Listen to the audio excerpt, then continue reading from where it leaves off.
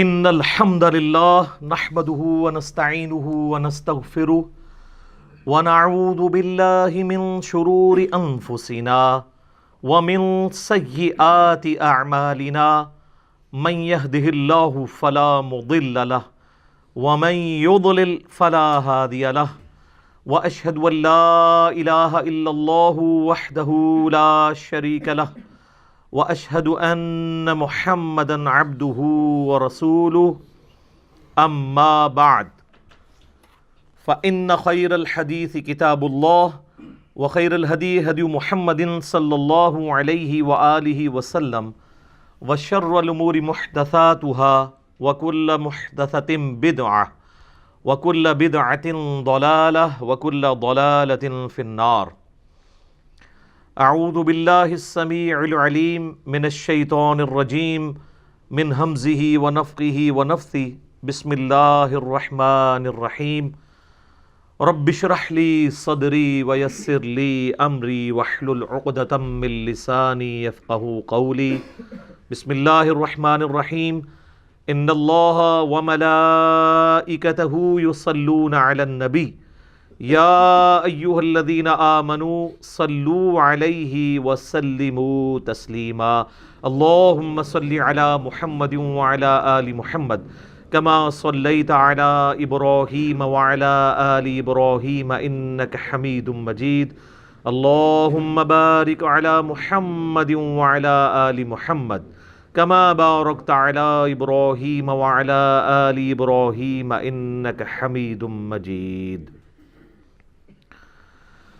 اللہم ربنا آتنا فی الدنیا حسنہ وفی الآخرۃ حسنۃ وقنا عذاب النار. لا الہ الا انت سبحانک انی کنت من الظالمین. حسبنا اللہ ونعم الوکیل. یا حی یا قیوم برحمتک استغیث ولا حول ولا قوة الا باللہ العلی العظیم. ربنا آتنا من لدنک رحمتا وہیئ لنا من امرنا رشدا. آمین. الحمدللہ آج 23 فروری 2020 کو سنڈے کے دن قرآن کلاس نمبر 17 میں ہم سورۃ البقرہ کی آیت نمبر 90 سے انشاءاللہ تعالی سٹارٹ لیں گے انشاءاللہ تعالی. پچھلی دفعہ ہماری گفتگو کنکلوڈ ہوئی تھی سورہ البقرہ کی آیت نمبر 89 کے اوپر، جو بڑی اہم ترین آیت ہے جس کے مفہوم کو بعض لوگوں نے مس یوز بھی کیا.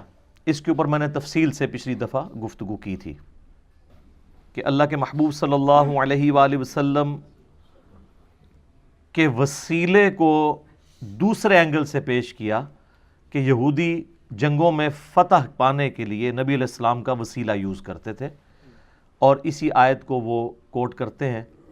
تو میں نے بتایا تھا کہ اس کا کانٹیکسٹ ہی ڈیفرنٹ تھا کہ نبی علیہ السلام کی بعثت سے پہلے یہودی جب مشرکین عرب سے جنگوں میں مار کھایا کرتے تھے تو یہ کہا کرتے تھے آج تو تم ہمیں مار رہے ہو، جب وہ آخری پیغمبر آئیں گے ہم ان کے ساتھ مل کر قتال کریں گے اور پوری دنیا پہ ہمارا غلبہ ہوگا. اور یہ دھونس وہ ان کو لگایا کرتے تھے. یہ یعنی جنگوں میں فتح پانے سے مراد یہ تھا کہ وہ اللہ سے دعا کرتے تھے اللہ جلدی جلدی اس پیغمبر کو ہمارے پاس بھیج. اور جب وہ پیغمبر آ گئے تو سب سے پہلے وہ منکر بن گئے یہودی. اور مشرکین عرب جن کی طرف ڈائریکٹلی نبی علیہ السلام کی دعوت ابھی اس طریقے سے نہیں پہنچی تھی بلکہ انہوں نے یہی باتیں سنی ہوئی تھیں، جب وہ حج کے موقع پر نبی علیہ السلام سے ملاقات کرتے ہیں اوس اور خزرج کے لوگ تو وہ ان میں سے چند لوگ اسلام قبول کر لیتے ہیں. اور پھر کچھ عرصے بعد جب وہ دوبارہ آتے ہیں تو مزید لوگوں کے ساتھ آتے ہیں، حتیٰ کہ نبی علیہ السلام کو وہ اس چیز کے اوپر آمادہ کرتے ہیں کہ آپ ہجرت کر کے مدینہ شریف آ جائیں. اب یہ یہودیوں کی طرف جو ڈائریکٹلی قرآن ہدایت کی کتاب تھی، اس حوالے سے کہ ان کی کتابوں میں اس کی پروفیسیز موجود تھیں کہ آخری پیغمبر آئیں گے، ان پر کتاب نازل ہوگی، اس سے ان کو تو استفادہ نہیں ہوا لیکن انڈائریکٹلی مشرکین عرب کے قبائل اوس اور خزرج کے لیے یہ ہدایت کا سبب بن گئی کتاب. اب اللہ تعالیٰ نے یہودیوں کے اوپر ایک ورڈکٹ دی ہے، یہ ایک اور یونیورسل ٹروتھ آ رہا ہے. بئس ما اشتروا به انفسهم۔ اعوذ باللہ من الشیطان الرجیم، بسم اللہ الرحمن الرحیم۔ بئس ما اشتروا به انفسهم، کیا ہی بری چیز ہے جس کے بدلے انہوں نے سودا کر لیا اپنی جانوں کا۔ کیا سودا کیا؟ ان یکفروا بما انزل اللہ بغیا ان ینزل اللہ من فضلہ، کہ وہ جو کتاب اللہ جو نازل ہوئی تھی ان کی طرف، اس کتاب کو انہیں پس پش ڈال دیا حسد کی وجہ سے۔ اللہ کی طرف سے جو اس کے فضل کے ساتھ کتاب نازل ہوئی تھی اس کو انہوں نے چھوڑ دیا۔ ان ینزل اللہ من فضلہ علی من یشاء من عبادہ، اور یہ وہ کتاب ہے کہ اللہ تعالیٰ اپنے فضل سے جسے چاہتا ہے اپنے بندوں میں سے ہدایت کی طرف لے کر آتا ہے۔ اللہ نے کتاب نازل کی تھی، یہ بھی اس کا فضل، لیکن اس فضل سے استفادہ انہوں نے کرنا ہے جنہوں نے اپنے برتن کا منہ کھولا ہوا ہے۔ اگر کوئی شخص خود ہدایت قبول کرنے سے انکار کر دینا، پھر دنیا کی کوئی کتاب، کوئی پیغمبر اسے ہدایت نہیں دے سکتا۔ یہ اللہ تعالیٰ کا ایک سمجھ لیں کہ اس کی سنت ہے، اور اللہ کی سنت نہیں بدلتی کہ والذین جاہدوا فینا لنہدینہم سبلنا، سورۃ العنکبوت کی آخری آیت ہے۔ جو لوگ ہماری راہ میں کوشش کریں گے نا، ان کے لیے ہم اپنی راہیں کھولیں گے۔ جو کوشش نہیں کرے گا اس کے لیے قرآن میں کوئی ہدایت نہیں ہے، انبیاء کی تعلیمات میں کوئی ہدایت نہیں ہے۔ جتنی مرضی تیز بارش ہو، اگر ایک برتن ہی الٹا پڑا ہوا ہے تو کبھی بھر سکتا ہے؟ نہیں۔ تو اللہ تعالیٰ یہی فرما رہا ہے کہ کتنا برا انہوں نے سودا کیا کہ اس نبی کے دنیا میں آنے سے پہلے تو یہ جنگوں میں دعا کیا کرتے تھے، اے اللہ جلدی جلدی اس پیغمبر کو بھیج کہ ہم اس پیغمبر کے ساتھ مل کر قتال کریں اور اللہ کے دین کا بول بالا کریں۔ اور آج جب وہ پیغمبر آئے ہیں، یہ اس کے کافر ہو گئے ہیں، اس کے منکر ہو گئے ہیں۔ کتنا برا انہوں نے سودا کیا ہے اپنی جانوں کا، کفر کے بدلے میں کفر کما لی ہے، اپنی جانیں دوزخ میں اور آگ میں جھونک دی ہیں۔ اور کس وجہ سے؟ حسد کی وجہ سے۔ حسد کیا تھا؟ وہ یہ کہتے تھے کہ پیغمبر بنی اسرائیل میں ہوگا، یہودی النسل ہوگا تو ہم اسے مانیں گے، اسماعیلی پیغمبر کو ہم نہیں مانیں گے۔ حالانکہ یہ بات وہ بھی مانتے تھے کہ حضرت اسماعیل علیہ السلام بھی تو ابراہیم کے بیٹے ہیں، تو چاہے بنو اسرائیل ہوں یا بنو اسماعیل، دونوں ہے تو ابراہیم ہی ہے۔ لیکن وہ کہتے تھے نہیں، جو حضرت یعقوب کی اولاد سے ہیں، یعقوب کا ہی لقب تھا اسرائیل علیہ السلام، ان کے سوا اگر کوئی اور نسل میں پیغمبر آئے گا، وہ ابراہیمی بھی کیوں نہ ہو، ہم نے نہیں اس کو ایز اے پیغمبر ایکسیپٹ کرنا۔ تو اب اللہ تعالیٰ فرما رہا ہے کہ اس کے سبب کیا ہوا؟ فَبَاءُوا بِغَضَبٍ عَلَىٰ غَضَبٍ، تو اللہ تعالیٰ کے غضب پر غضب کے وہ حقدار ہو گئے۔ یہ ڈبل غضب کیوں؟ مسلسل غضب کیوں؟ ایک تو انہوں نے اپنی کتاب کو ماننے سے انکار کیا جس کے اندر آخری پیغمبر کی پروفیسیز موجود تھی، ایک تو اس بات پر غضب کی اپنی کتاب کو ہی نہیں مان رہے، اور دوسرا جب وہ پیغمبر آ گئے وہ بھی تو اللہ کی حجت بن کے ہے، اس پیغمبر کا بھی انکار کر دیا۔ تو اللہ کی طرف سے غضب پر غضب کے مستحق ہوئے یہودی۔ وَلِلْكَافِرِينَ عَذَابٌ مُّهِينٌ، اور کافروں کے لیے ذلیل اور رسوا کر دینے والا عذاب ہے۔ وَلِعَوْذُ بِاللَّهِ تَعَالَى اللہم اجرنا من النار، اللہم اجرنا من النار، اللہم اجرنا من النار، آمین۔ وَإِذَا قِيلَ لَهُمْ آمِنُوا بِمَا أَنزَلَ اللَّهُ، اور جب انہیں کہا جاتا ہے کہ ایمان لے کر آؤ جو اللہ نے نازل کیا ہے اس پیغمبر کے ساتھ، قَالُوا نُؤْمِنُ بِمَا أُنزِلَ عَلَيْنَا، وہ کہیں گے، یہودی اس وقت یہ کہتے تھے کہ ہم ایمان لاتے ہیں اس کے اوپر جو ہم پہ نازل ہوا ہے۔ انہوں نے تو حضرت عیسیٰ علیہ السلام کو ماننے سے انکار کر دیا تھا، وہاں تو یہ بہانہ بھی نہیں تھا کہ وہ بنو اسرائیل سے نہیں ہے، حضرت عیسیٰ علیہ السلام خود یہودی النسل تھے، بنی اسرائیل میں سے تھے، ان کا بھی انکار کر دیا۔ تو ہر پیغمبر کا انکار کرنے کے لیے بہانے ان کے پاس ڈیفرنٹ ہوتے تھے۔ تو اللہ تعالیٰ فرما رہا ہے کہ جب ان کو ایمان کی طرف دعوت دی جاتی ہے تو یہ کہتے ہیں ہم صرف اسی پر ایمان لائیں گے جو ہم پہ نازل ہوا ہے، یعنی تورات اور زبور۔ انجیل بھی ان کی طرف تھی، اس کا بھی انکار کیا، قرآن کا بھی انکار کیا۔ وَيَكْفُرُونَ بِمَا وَرَاءَهُ، اور ہر اس چیز کا کفر کر دیں گے جو ان کتابوں کے سوا کوئی اور کتاب ہوگی، ہم نے نہیں اس کو ماننا۔ وَهُوَ الْحَقُّ مُصَدِّقًا لِمَا مَعَهُمْ، حالانکہ قرآن وہ حق ہے جو اس حال میں نازل ہوئی ہے کہ وہ تصدیق کر رہی ہے ان کتابوں کی بھی جس کے اوپر یہ ایمان لاتے ہیں۔ تو یہ تو اپنی کتابوں کو ہی نہیں مان رہے۔ اگر یہ واقعی اپنے آپ کو یہودی سمجھتے ہیں تو کم از کم اپنی کتاب کو مان کے اس پیغمبر کو مان لیں۔ تو یہ پیغمبر اور یہ کتاب ان کی کتابوں کی تصدیق کرتی ہے، اس اعتبار سے کہ اس کتاب کی پیش گوئی پوری ہوئی، اور اس اعتبار سے بھی کہ یہ کتاب ان کتابوں کو غلط نہیں کہتی بلکہ ان کتابوں کو بھی انڈورس کرتی ہے، لیکن پھر بھی یہ انکار کر رہے ہیں۔ قُلْ فَلِمَ تَقْتُلُونَ أَنْبِيَاءَ اللَّهِ مِنْ قَبْلِ، اے نبی علیہ السلام ان سے فرمائیے کہ اگر تمہارا یہی بہانہ ہے نا کہ ہم صرف اپنے نبیوں کو مانیں گے بنی اسرائیل کے اور کسی پیغمبر کو نہیں مانیں گے، تو یہ ذرا بتاؤ کہ تم اپنے نبیوں کو پھر قتل کیوں کرتے تھے؟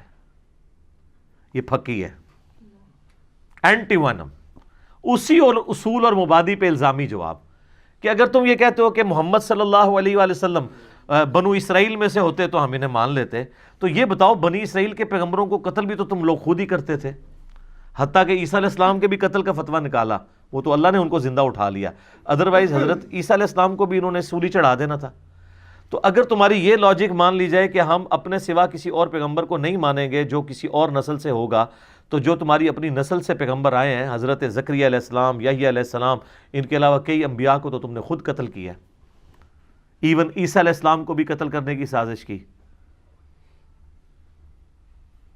یہ اللہ تعالیٰ فرما رہا ہے کہ اپنے نبی علیہ السلام کو کہ آپ یوں ان سے کہیں، قُلْ فَلِمَ تَقْتُلُونَ أَنْبِيَاءَ اللَّهِ مِنْ قَبْلِ إِن كُنْتُم مُؤْمِنِينَ، اگر تم واقعی سچا ایمان رکھتے ہو تو اپنے نبیوں کو کیوں قتل کرتے رہے ہو؟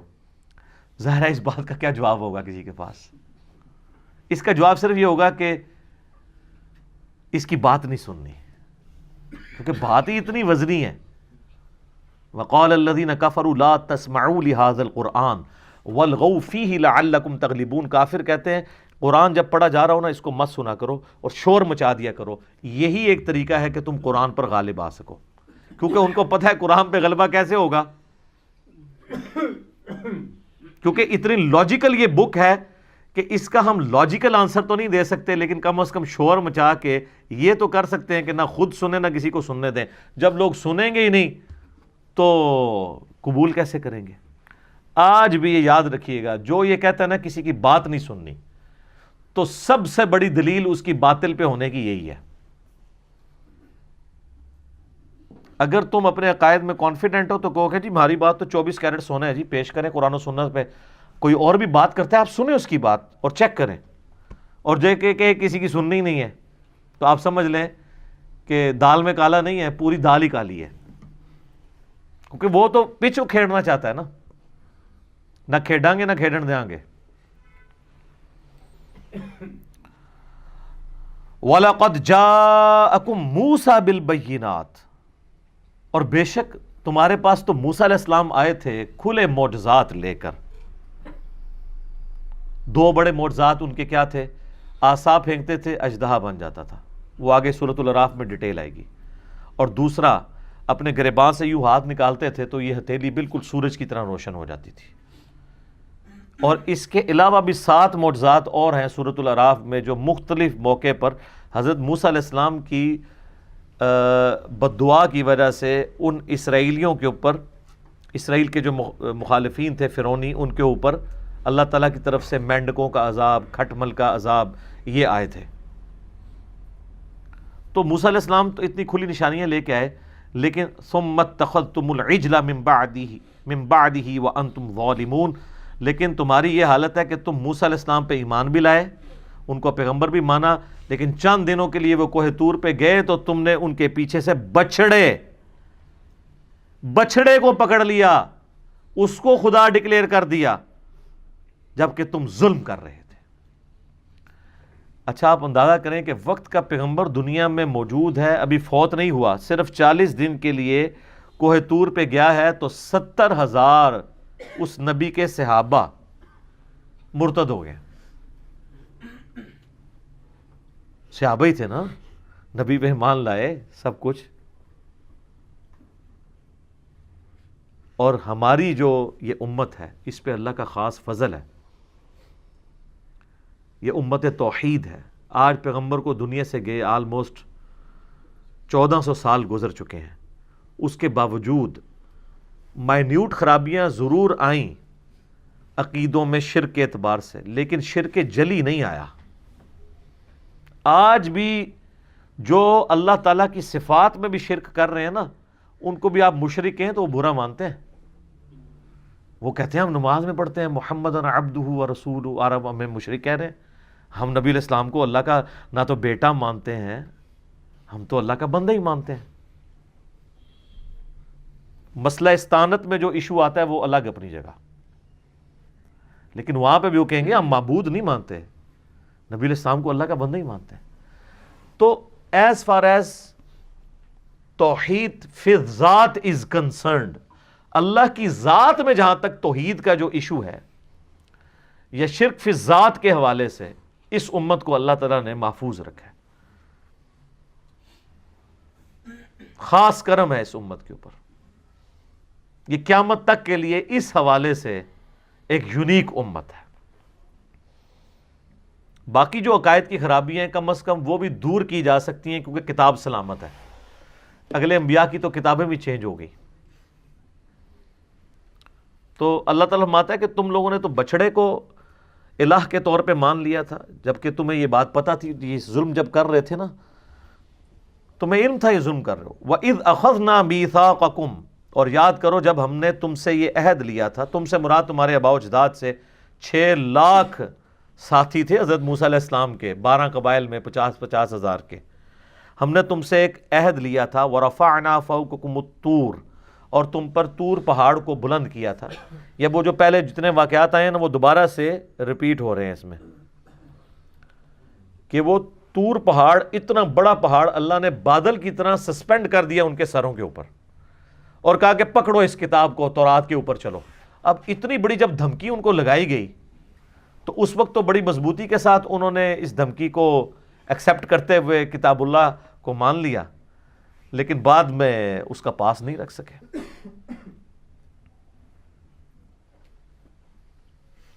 خذوا ما آتیناکم بقوۃ واسمعوا، ہم نے کہا تھا پکڑو اس کتاب کو پوری قوت کے ساتھ. پوری قوت کے ساتھ یہ نہیں ہے کہ اس پہ شکنجہ مضبوط کر لو، مراد ہے اس کی تعلیمات کو پکڑو.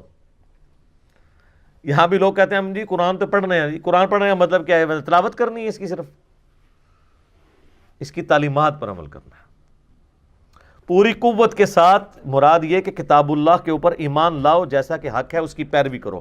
واسمعوا، اور غور سے سنو اللہ کی تعلیمات کو.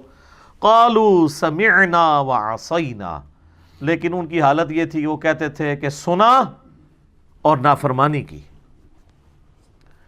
یہ بڑے جگت باز تھے، جان بوجھ کے انبیاء کی تعلیمات کو بدل دیتے تھے. کہا گیا کہ تم نے اریحا شہر جب فتح ہو شام کا، اس میں داخل ہونا ہے حطۃ کہتے ہوئے.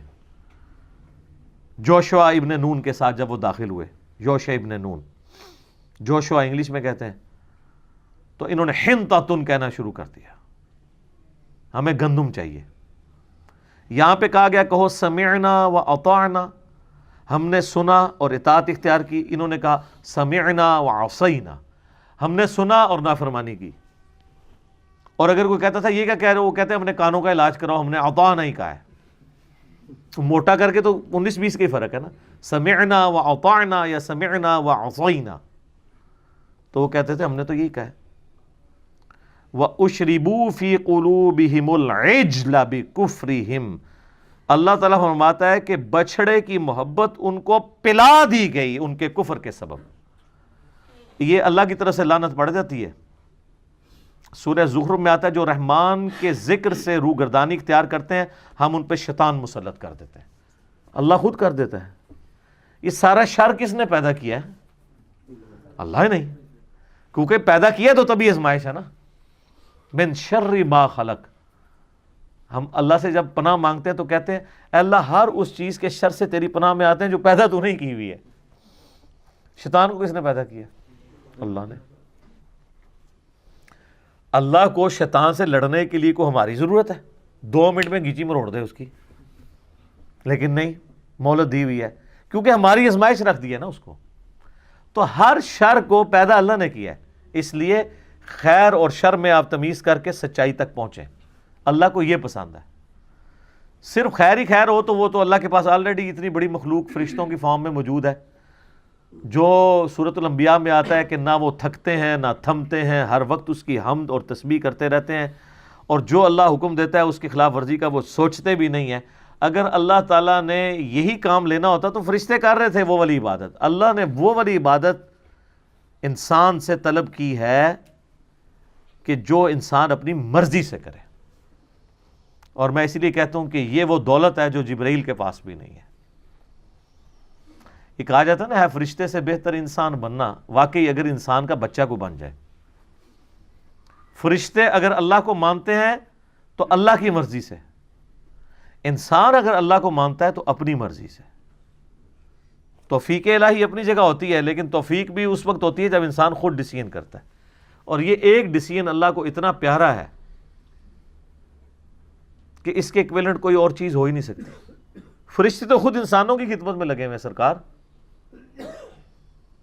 صحیح بخاری میں حدیث ہے، جو آیت الکرسی پڑھ کے رات کو سوتا ہے اللہ کی طرف سے ایک فرشتہ اس کے اوپر ایز اے محافظ مقرر ہو جاتا ہے. قرآن میں جگہ جگہ یہ مضمون آیا کہ ہم نے، سورۃ الحجر میں بھی آیا کہ ہم نے محافظ فرشتے تمہارے اوپر رکھے ہوئے ہیں جو حفاظت کرتے ہیں. فرشتوں کو کیا کیا ڈیوٹیاں سونپی گئی ہیں. کوئی ہمارا نامہ اعمال لکھ رہا ہے، کسی کی بارش برسانے کی ذمہ داری ہے، کسی کی بادلوں کو ہانک کے لے کے جانے کی ذمہ داری ہے. یہ ساری کی ساری رسپانسبلٹی فرشتے انسان کی خدمت میں لگے ہوئے ہیں. سر یہ ساری کائنات اللہ نے انسان کے لیے پیدا کی ہے، انسان کو اپنے لیے پیدا کیا. آپ بہت قیمتی ہیں، اپنی قیمت کو جانیں.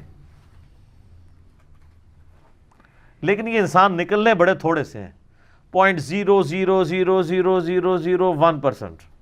یہ بھی میں ویسے کم بتا رہا ہوں، اس سے بھی اور کم ہے، زیادہ بتا دیا میں نے. اتنے اربوں میں سے ہی چند لوگ اللہ کو چاہیے. اتنے قیمتی ہیں انسان اگر اپنی وہ قیمت کو پہچانے.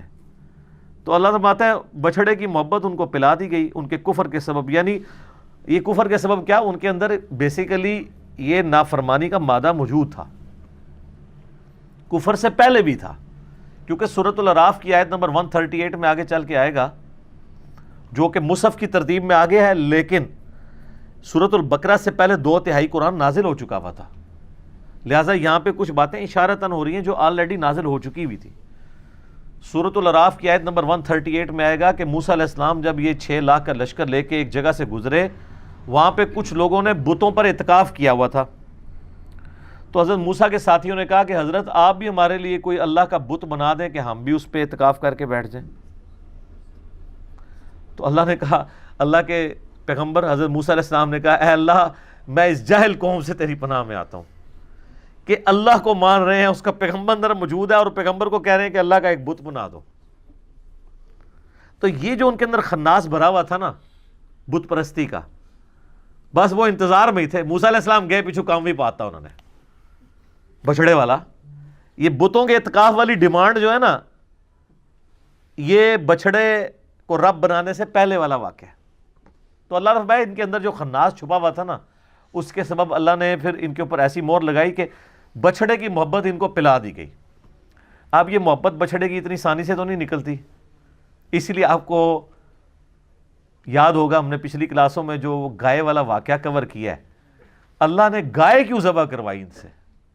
تاکہ ان کے دل سے اس کی عظمت نکلے.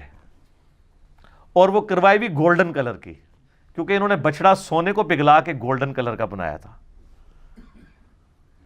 اس لیے تو وہ بہانے کرتے تھے جی ہمیں سمجھ نہیں آ رہا گائے کس قسم کی ہو، کبھی کوئی کہانی کبھی کوئی کہانی. الٹیمیٹلی اللہ نے فرمایا وہ آخری دفعہ جو کہ انشاءاللہ انہوں نے زبان سے نکالا تھا، اللہ نے کہا یہ کامیاب ہو گئے، لیکن لگتے نہیں تھے کہ یہ قربانی کریں گے. وہ کیوں نہیں کر رہے تھے؟ کہ اندر سے وہ والی جو عزت اور تکریم تھی وہ جا نہیں رہی تھی، اندر کا خناس مر نہیں رہا تھا. اس کا مطلب ہے کہ اندر کا خناس مارنا یہ اصل میں ہدایت کا دروازہ کھولتا ہے. تو سر ہم بھی یہی کر رہے ہیں. انڈیا پاکستان بنگلہ دیش میں جو اندر کا خناس ہے وہ یہ نہیں ہے کہ یہ لوگ قرآن اور حدیث کو نہیں مانتے. اندر کا خناس یہ ہے کہ قرآن اور حدیث کی نہیں مانتے. کو تو بڑا آسان ہے, قرآن کو مان رہے ہیں, ماشاءاللہ خوشبوؤں میں لپیٹ رہے ہیں, چوم رہے ہیں, چاٹ رہے ہیں, مرنے کے اوپر 10 20 قرآن پڑھواتے ہیں, کی نہیں مان رہے. اچھا وہ کی کیوں نہیں مان رہے؟ یہ بیماری تو سارے کہتے تھے, اس بیماری کی اصل وجہ کیا تھی؟ وہ علاج ہی نہیں کیا. جیسا کہ ہمارے عموماً ایلوپیتھک علاج کے اندر نا بیماری کی سمٹمز کا علاج کیا جاتا ہے, اس کی اصل وجہ کا علاج نہیں کیا جاتا. بخار چڑھا ہوا ہے, پیناڈول دے دو بخار نیچے آ جائے. کیوں چڑھا ہے؟ ہو سکتا ہے کرونا وائرس ہی ہوا ہو, اس میں بھی بخار چڑھتا ہے. جبکہ ہومیوپیتھک ڈاکٹرز کا یہ دعویٰ ہے کہ ہم اس روٹ کاز کو ایڈریس کرتے ہیں, اس کی وجہ سے وہ اپنے علاج کو اس سے بہتر سمجھتے ہیں. ہم بھی یہ بتاتے ہیں کہ اصل روٹ کاز یہ تھی قرآن و حدیث کو نہ ماننے کی کہ بابوں کی محبت انہیں پلا دی گئی تھی, جس طرح بچڑے کی محبت پلا دی گئی تھی ان کو. تو جب تک بابے ذبح نہیں ہوتے اس وقت تک کبھی بھی بات سمجھ نہیں آنی. اور اس کے لیے ہم نے ایک سمپل سا نعرہ دیا ہے, کیا کہ مرنے سے پہلے اے مسلمان کر لے اس پہ غور, کتابوں کا خدا اور ہے بابوں کا خدا اور. اور یہ دعویٰ ہم نے صرف زبانی کلامی نہیں کیا, بلکہ پھر ہم نے اس کی مثالیں پبلک کے سامنے رکھی ہیں کہ آپ کے بابوں نے آپ کو کوئی ایک بات بھی صحیح نہیں بتائی ملاوٹ کے بغیر. اگر آپ کہیں کہ انہوں نے بتایا اللہ ایک ہے, تو سر ہندو کیا کہتے ہیں؟ اللہ دو ہیں. وہ بھی کہتے ہیں اوپر ایک ہی بھگوان ہے, نیچے کہتے ہیں یہ اسی کے ہیں, یہ بھی نیچے کہتے ہیں نیچے اللہ نے ڈیوٹیاں لائی ہیں. کہانی تو وہی ہے, اس کی شکل ڈیفرنٹ ہے. اوپر تو سارے ایک ہی مان رہے ہیں. تو یہ نیچے جو کہانیاں تھیں نا, یہ جو اندر کا خناس اس وقت مرتا ہے جب آپ ان بابوں سے اعلان برات کریں. اور بابوں سے اعلان برات کروانے کے لیے آپ کو جناب وہ کیمو تھراپی چاہیے, چھوٹے موٹے علاج سے نہیں ہوتا. اور وہ ایک بار لگ جائے نا, ویسے تو کینسر کے علاج میں تو چانسز ہوتے ہیں کہ دوبارہ کینسر ہو جائے, لیکن اللہ کے فضل سے یہاں سے جو کیمو تھراپی ہوتی ہے نا اس پلیٹ فارم سے, اس کے بعد وہ مریض جو ہے وہ اس قابل ہو جاتا ہے کہ آگے مریضوں کو ٹھیک کرنا شروع کرتا ہے کہ ادھر آؤ بھائی تو اصل مسئلہ دسنے کی ہے اے وے کہانی. یہ اصل میں وہ چیز ہے جس کو آئیڈینٹیفائی کر لیے, لیکن یہ بہت بڑی دلیری کا کام تھا. لوگ کہتے ہیں پہلے کیوں نہیں کسی نے کیا؟ سر اس لیے نہیں کیا کہ حکمرانوں کی پش پناہی ہوتی تھی گمراہ کن عقائد کے اوپر. جب اورنگزیب عالمگیر دربار پہ بیٹھا رہے گا تو نیچے عوام کیا کرے گی؟ اور وہ حکمران آج والا حکمران نہیں ہے کہ آپ حکمران کو گالیاں بھی نکالیں, سوشل میڈیا کے اوپر اس کو یہودی ایجنٹ بھی لکھتے رہیں اور مودی کا یار بھی لکھتے رہیں, جو مرضی لکھتے رہیں, کوئی فرق نہیں پڑتا. اس زمانے میں یہ نہیں ہوتا تھا, وہ سگے بھائی کو بھی قتل کروا دیتے تھے جو اظہار رائے کرتا تھا, فریڈم آف ایکسپریشن کوئی نہیں تھی. تو ایسے موقع میں آپ سمجھ سکتے ہیں کہ کوئی بندہ توحید کی آواز لے کے اٹھے تو وہ سودا بکنا شروع ہو جائے, کاٹ کے پرے پھینک دیتے تھے. صرف ان کا دین پروموٹ ہوتا تھا جو حکمرانوں کا دین ہوتا تھا. اس لیے آپ دیکھیں سلطنت عباسیہ میں جب مامون الرشید معتزلہ ہو گیا, پوری سلطنت اس کے پیچھے جو ہے وہ ظاہر ہے اس نے تلوار کی زور کے اوپر نافذ کر دیا. تو اکیلا احمد بن حنبل ہی کھڑا ہوا تھا نا, باقی تو سارے مولوی دم دبا کے ادھر ادھر ہو گئے تھے, بڑے بڑے امام, بڑے بڑے رحمہ اللہ, کیونکہ مارے کھانی پڑنی تھی. تو بہرحال کوئی رزلٹ نکل آیا. لیکن بعد میں یہ ہوا کہ یعنی اس لیول کی ایفرٹ نہیں ہوئی, اگر ہوئی بھی ہے تو وہ اکھاڑ دی گئی ہے. آج بھی اگر آپ دنیا سے یوٹیوب ختم کر دیں تو ہماری یہ دعوت اسی پلیٹ فارم پہ اسی جیلم شہر کے اندر دفن ہو جانی تھی نا. اگر آپ ایک لمحے کے لیے سوچیں کہ انٹرنیٹ نہ ہو تو لوگوں نے کہا تھا سارے لوگ یہی کرتے ہیں. اب سر آپ دنیا کی کسی مسجد میں چلے جائیں، دنیا کی کسی مسجد میں جہاں کوئی اردو سپیکنگ ہے، اور اس سے یہ پوچھیں کہ یار یہ اس طرح ایک لڑکا آیا ہوا ہے، بس اتنا ہی کہنا ہے آپ نے، آگے وہ آپ کو اچھا یا برا تعارف خود ہی کرا دے گا۔ تو یہ کیوں ہوا ہے؟ اس میڈیا کی برکت سے۔ اور یہ اللہ کا وعدہ ہے اپنے نبی کے ساتھ، هو الذی ارسل رسولہ بالہدی ودین الحق لیظہرہ علی الدین کلہ، اور یہ بشارت قرب قیامت میں پوری ہونی ہے۔ مسند احمد میں حدیث ہے، قیامت سے پہلے ایک وقت ایسا آئے گا کہ دنیا کے ہر گھر میں میری دعوت پہنچے گی، لوگ چاہتے یا نہ چاہتے ہوئے اس دعوت کو قبول کریں گے۔ تو صحابہ کرام کے زمانے میں تو ایسا نہیں ہو سکا، بعد میں بھی نہیں۔ اس ٹائم بھی لوگ سوچتے ہوں گے کہ ہر گھر میں کیسے پہنچے گی؟ سر آج دیکھ لینا، ہر گھر میں کیا، گھر کے بیڈ روم کے اندر، موبائل کے اندر، جس بچے کو آپ دوسرے مسئلے کی مسجد میں نہیں جانے دیتے تھے، اس بچے کے موبائل کے اندر ہمارے کلپس موجود ہیں۔ یہاں لوگ آ کے رونا روتے ہیں جناب، کہتے ہیں جی بچہ ساڈا خراب ہو گیا، بھائی منو پتہ بھی نہیں کتے بچے خراب ہو گئے نے۔ یہ اللہ تعالیٰ نے ریسورسز پرووائڈ کیے، اس دور کی برکت ہے۔ تو اللہ تعالیٰ ہمارا ان کو بچڑے کی محبت پلا دی گئی تھی ان کے کفر کے سبب۔ قُلْ بِئْسَ مَا يَأْمُرُكُمْ بِهِ ایمانکم، اللہ تعالیٰ فرماتا ہے نبی ان سے فرما دو کیا ہی بری چیز کا حکم دیتا ہے تمہارا ایمان، یعنی تمہارا ایمان سے مراد تمہارا یہ جو جھوٹا تم نے عقیدہ رکھا ہوا ہے نا، تمہیں یہ حکم دیتا ہے کہ تم بچڑے کو خدا بنا لو۔ تمہارے تو کرتوت ایسے ہیں، تم لوگوں نے تو اپنے پیغمبر کی موجودگی کے اندر کفر و شرک کیا، آج پیغمبر آخر الزمان صلی اللہ علیہ وآلہ وسلم کا انکار کر رہے ہو، تو کوئی معیوب بات نہیں ہے۔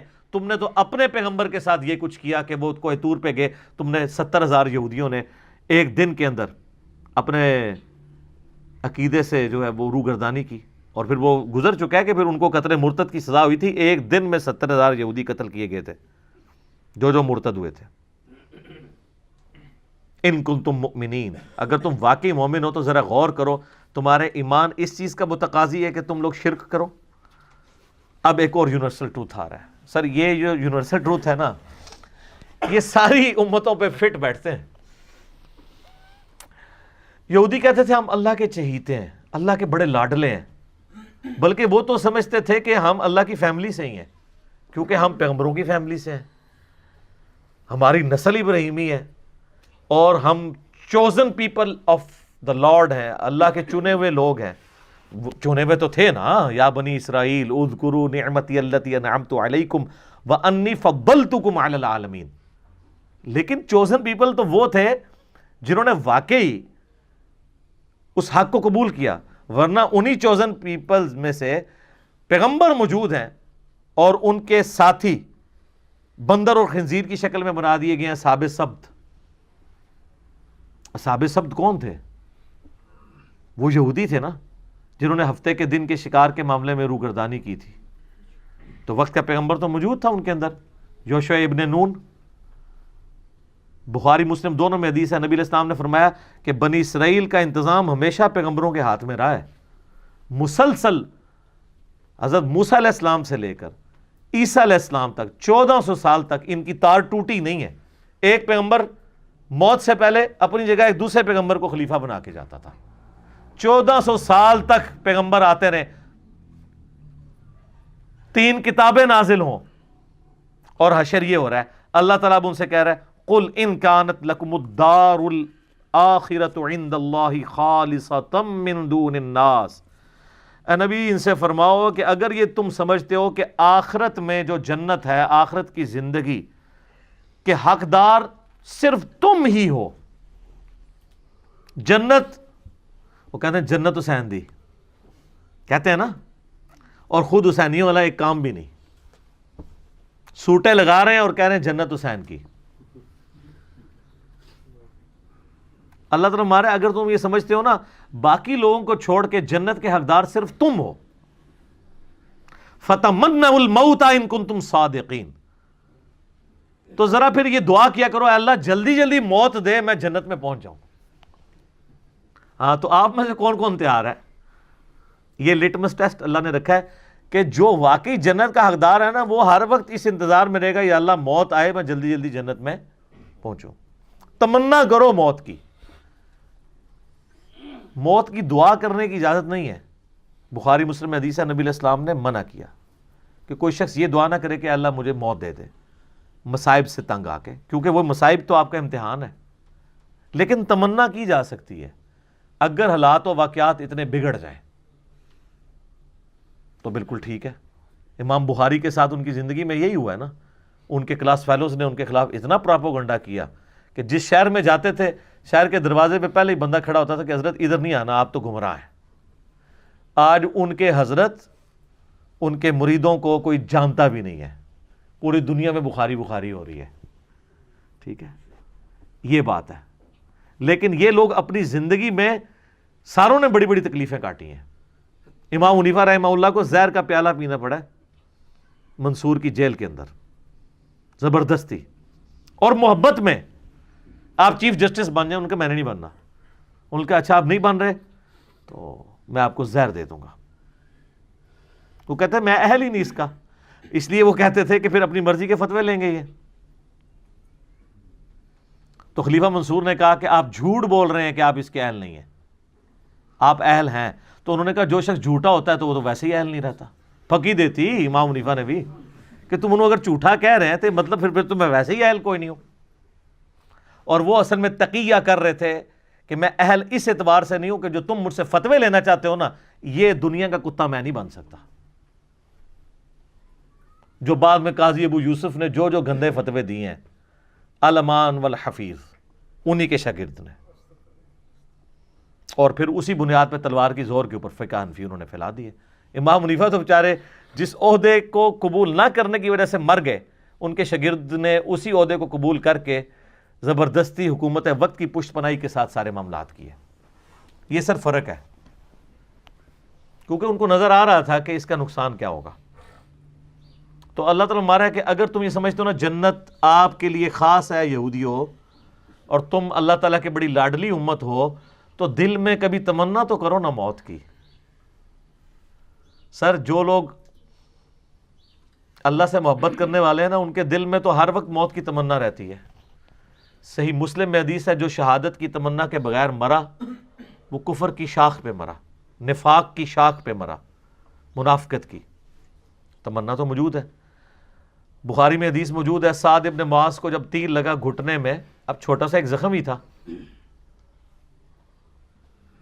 گھٹنے میں تیر لگنے سے کوئی بندہ تو نہیں مار جاتا، ان کی مین رگ کٹ گئی تھی، پٹی کی۔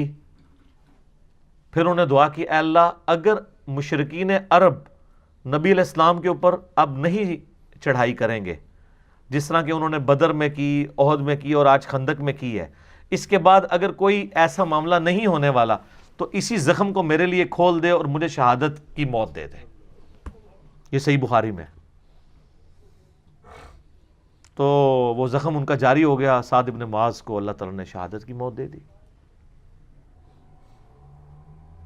اوس کے سردار تھے، ان کی وجہ سے پورا قبیلہ مسلمان ہوا، انہوں نے بھوک ہڑتال کر دی تھی، اسلام لے کے آئے اور ہے بڑے جنگجو ٹائپ کے تھے، اپنے قبیلے میں چلے گئے کہ میں اس وقت تک نہ کھاؤں گا نہ پیوں گا جب تک سب لوگ مسلمان نہیں ہوتے۔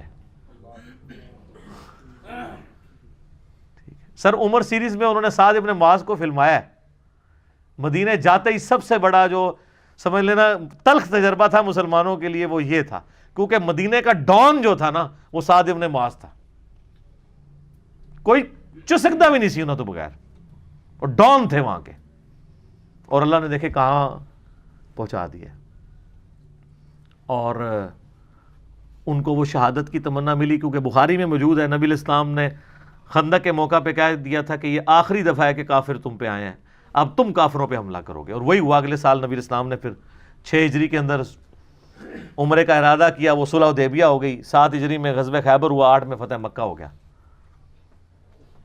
تو مومن تمنا کرتا ہے موت کی اس اعتبار سے کہ اے اللہ اگر دنیا میں میرے لیے کوئی خیر باقی نہیں ہے، میرے لیے زندگی میں امتحان ایسے آنے والے ہیں جن کو میں برداشت نہ کر کے کفر کی زندگی میں نہ چلا جاؤں، اگر اس اعتبار سے کوئی موت کی تمنا رکھتا ہے تو وہ صحابہ کی سنت ہے، شہادت کے اعتبار سے جو تمنا رکھتا ہے، کیونکہ اگر آپ تمنا ہی نہیں ہوگی شہادت کی تو آپ جنگ خاک لڑیں گے جا کے۔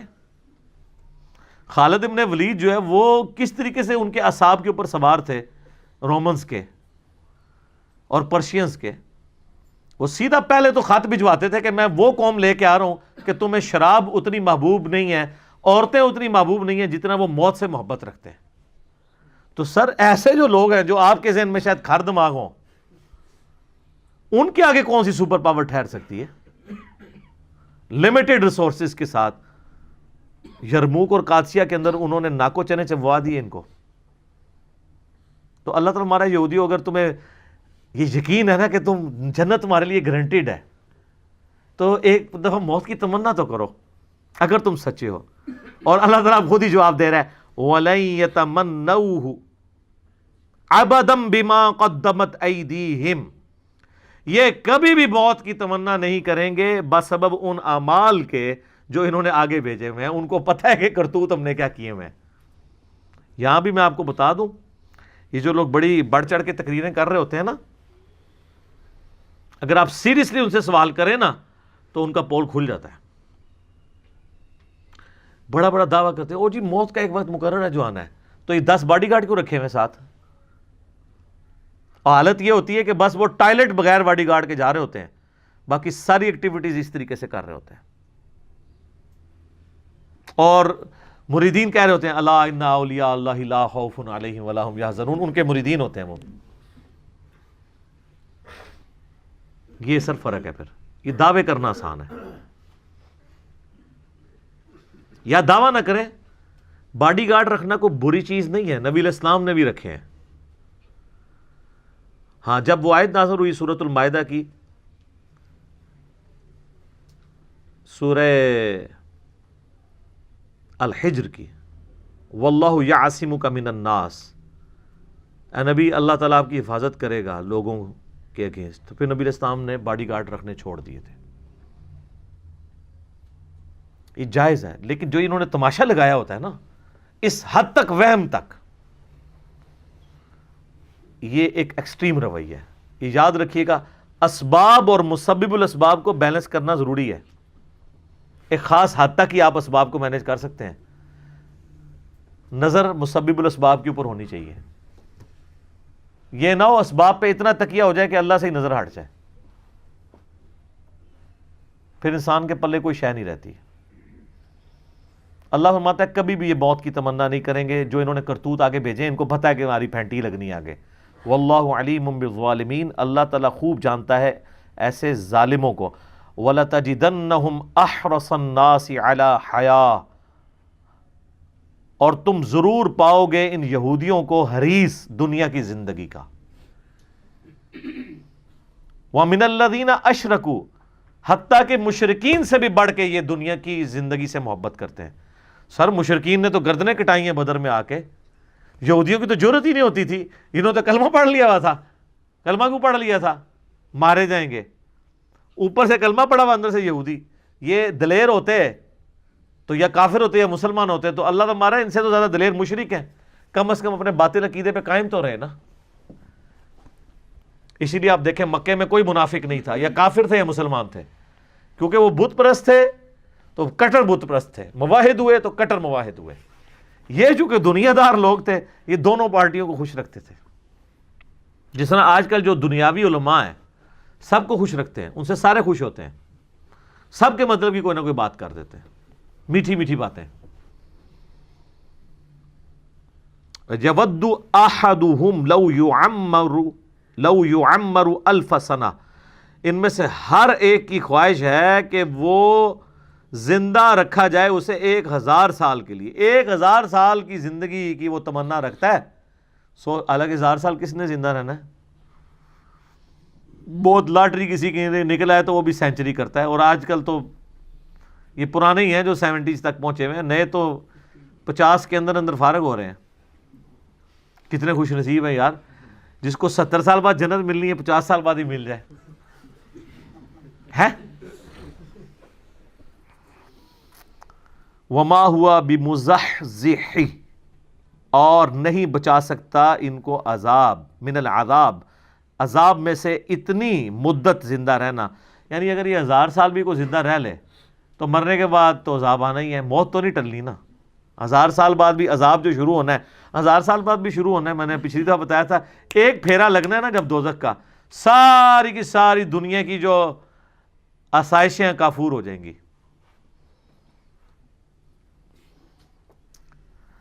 وما ہوا بمزحزحیہ من العذاب ان یعمر, نہیں بچا سکتا ان کو 1000 سال تک زندہ رہنے والی عمر بھی عذاب سے. واللہ بصیر بما یعملون, اور اللہ تعالیٰ دیکھ رہا ہے جو وہ اعمال کر رہے ہیں. اللہ تعالیٰ غافل نہیں ہے. یہ دھمکی ہے کہ کوئی چیز بھی اللہ سے چھپی نہیں ہوئی ہے, یہ جتنے تمہارے کرتوت ہیں نا وہ دیکھ رہا ہے اللہ تعالیٰ. قل من کان عدوا لجبریل, اے نبی فرما دیجئے کہ جو کوئی بھی جبرائیل کے ساتھ دشمنی کرے, فإنہ نزلہ علی قلبک بإذن اللہ, تو بے شک اس نے آپ کے دل کے اوپر جو قرآن نازل کیا ہے تو اللہ کی اجازت سے کیا ہے. اللہ نے جبرائیل کو بھیجا ہے. یہودی کہتے تھے جبرائیل ہمارا دشمن ہے, یہ وہی اسے بنی اسرائیل کی طرف لانی چاہیے تھی, اس نے غلطی سے بنو اسماعیل کی طرف لے گیا. جس طرح شیعہ میں بھی ایک غرابیہ فرقہ ہوتا تھا آج سے آلموسٹ 1000 سال پہلے, جس میں یہ عقیدہ تھا کہ یہ وہی نعوذ باللہ ثم نعوذ باللہ مولا علی کی طرف آنی تھی, غلطی سے محمد رسول اللہ کی طرف چلی گئی. خیر شیعہ نے اسی وقت اس کو اوورکم کیا اور کافر ڈکلیئر کر دیا. آج تاریخ میں اس کا کوئی نام و نشان نہیں ہے سوائے یہ کہ ہم کبھی کتابوں میں پڑھ لیں. اسے فرقہ کہتے ہیں غرابیہ. غراب عربی میں کسے کہتے ہیں؟ کوے کو. وہ کہتے ہیں جیسے کوے ہم شکل ہوتے ہیں نا, تو 2 کووں کو دیکھ کے اندازہ نہیں ہوتا, تو جبرائیل کو یہ اندازہ نہیں ہوا کہ میں نے مولا علی کی طرف جانا ہے یا رسول اللہ کی طرف, نعوذ باللہ. تو شیعہ نے ایسے فرقے کو خود کافر کہہ کے اپنے اندر سے خارج کر دیا. ظاہر ہے کہ غلوف تو رہا ہے نا ساری امتوں میں. پھر مولا علی کے بارے میں تو نبی علیہ السلام نے یعنی واضح طور پہ فرمایا تھا, حدیث موقوف تو موجود ہے نا. مولا علی نے کہا کہ میری وجہ سے 2 فرقے دوزخ میں جائیں گے اور میری وجہ سے 2 فرقے گمراہ ہوں گے, ایک میری محبت میں غلوف کر کے اور ایک میری دشمنی میں, یعنی ناصبی اور رافضی. تو ایکسٹریم رویے تو رہے ہیں.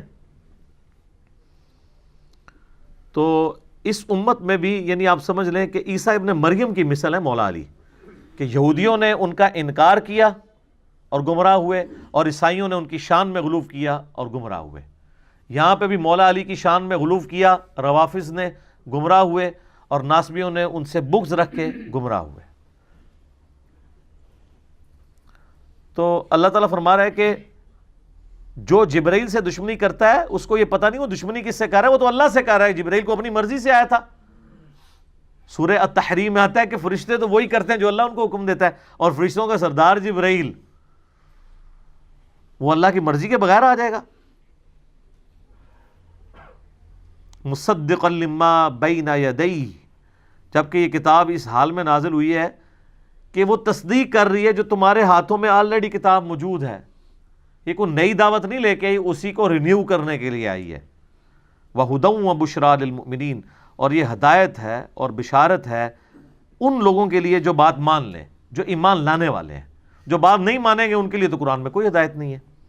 مَنْ كَانَ عَدُوًّا لِلَّهِ, یہ بھی ایک اور یونیورسل ٹروتھ آ رہا ہے. جو کوئی اللہ سے دشمنی کرے, وَمَلَائِكَتِهِ, یا اس کے فرشتوں کے ساتھ, وَرُسُلِهِ, یا اس کے رسولوں کے ساتھ, وَجِبْرِيلَ, یا جبرائیل کے ساتھ, وَمِيكَالَ, یا میکائیل علیہ السلام کے ساتھ, فَإِنَّ اللَّهَ عَدُوٌّ لِلْكَافِرِينَ, تو بے شک اللہ تعالیٰ ایسے کافروں کا دشمن ہے جو اللہ کے ولیوں سے دشمنی کرے.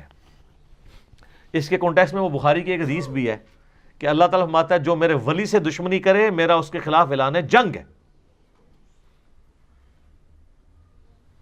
اور میرا بندہ میرا قرب حاصل نہیں کر سکتا مگر فرائض میں پابندی سے, اور نوافل میں کثرت سے میرا اتنا قرب حاصل کر لیتا ہے کہ میں اس کے ہاتھ بن جاتا ہوں جس سے وہ پکڑتا ہے, میں اس کے پاؤں بن جاتا ہوں جس سے وہ چلتا ہے, میں اس کے کان بن جاتا ہوں جس سے وہ سنتا ہے, میں اس کی زبان بن جاتا ہوں جس سے وہ بولتا ہے, میں اس کی آنکھیں بن جاتا ہوں جس سے وہ دیکھتا ہے.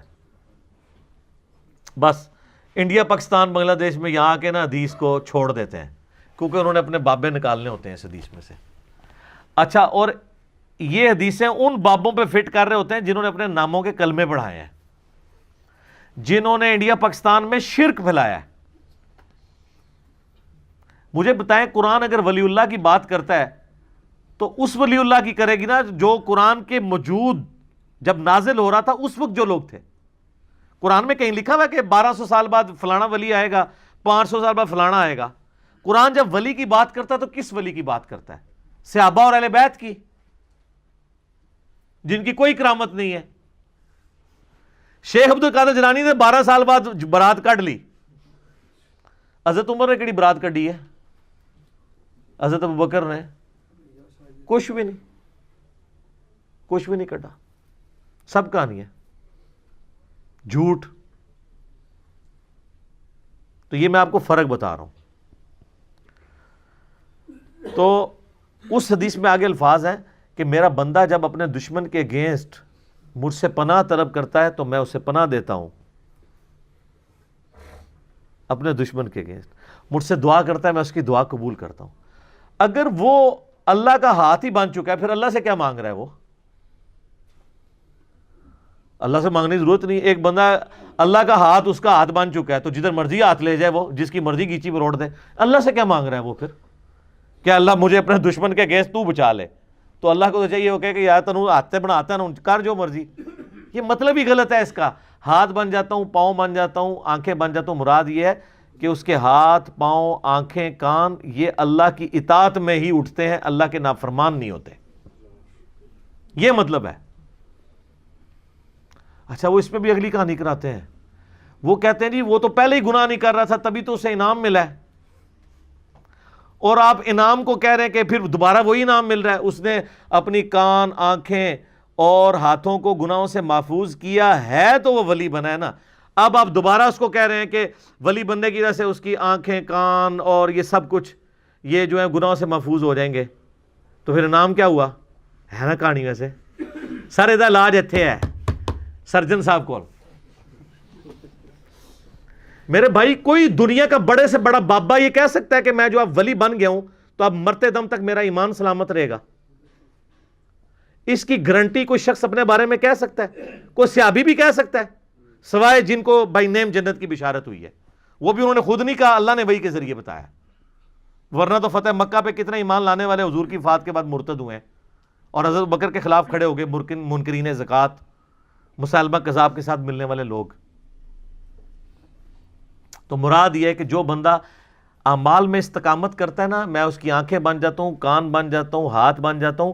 یعنی اللہ تعالیٰ پھر اس کو یہ انعام دیتا ہے کہ اب میرا اسپیشل پروٹوکول ہے تیرے ساتھ. پہلے تو نے اپنی ایفرٹ سے یہ کام کیے تھے نا, اب میری تائید تیرے ساتھ ہوگی کہ میں تجھے یہ تائید کروں گا کہ آندہ کبھی تو برائی کی طرف جانے بھی لگا نا, تیرا میں ہاتھ پکڑ لیا کروں گا.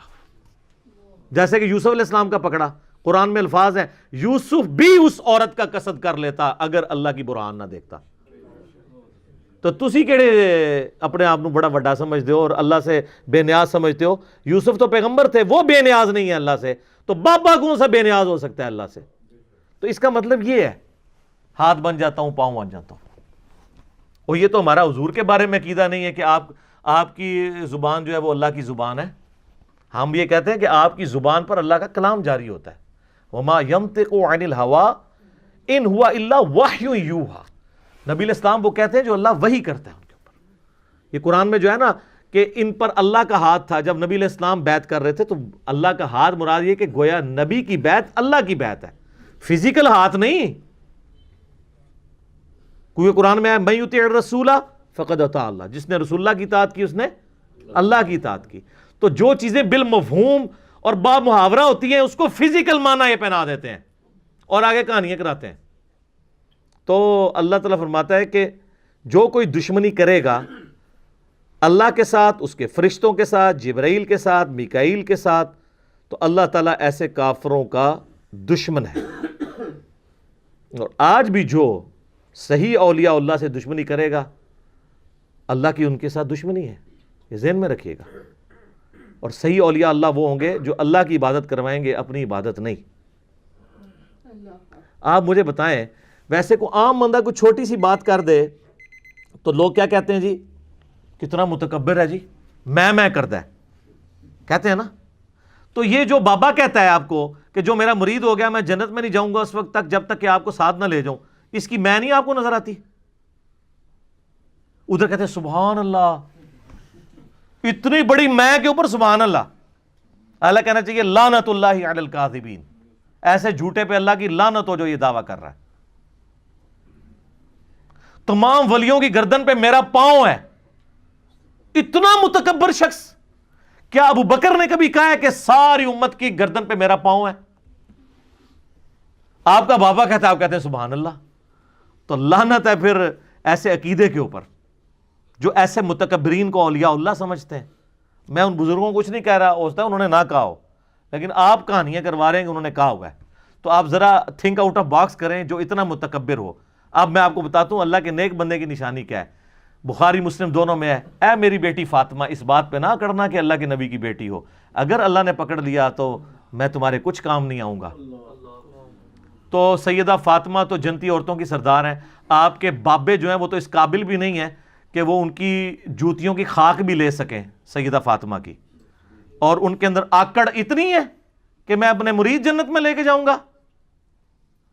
تو تھوڑا سا مرنے سے پہلے اے مسلمان کر لے اس پہ غور.